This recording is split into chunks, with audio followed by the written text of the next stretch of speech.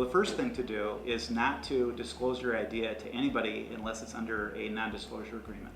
So for example, don't go to an investor or a vendor and disclose your idea without a written non-disclosure agreement.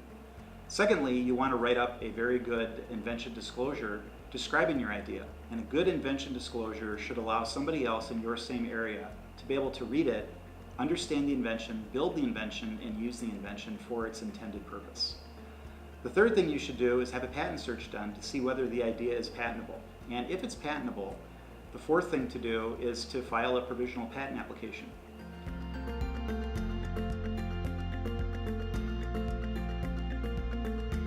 Well, the short answer to that is no. There's actually not a provisional patent in our system. However, there is such a thing as a provisional patent application.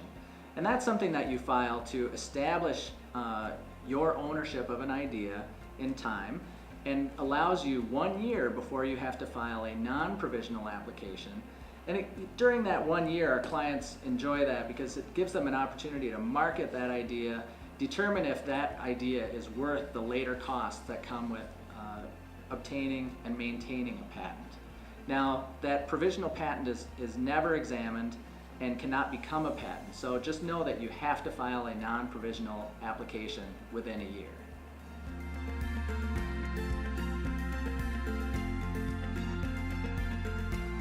Not necessarily. If you invented it while totally on your own time, for example at your house, and it doesn't relate to the business of the employer, and you didn't use any of the resources of your employer, then you own it. So for example, if you work at a fishing lure company and you invent a fishing lure in your garage, that's going to be a problem.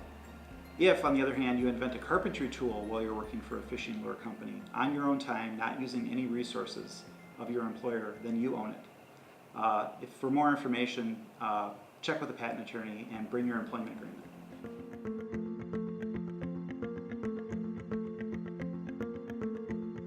This is a good question. A cease and desist letter is a letter that you receive from a competitor when they have a patent and they think that you're infringing that patent. And the key thing here is not to ignore the letter. We urge you to contact a patent attorney and to have the patent attorney walk you through the process. If the patent attorney determines that your product does not infringe, that's the great news. And we can write a letter to the competitor to tell them that. On the other hand, if the products that you make, use, or sell are covered by the patent, then you can either try to get a license from the patentee, you can try to design around the patent, or you can stop making, using, or selling that product.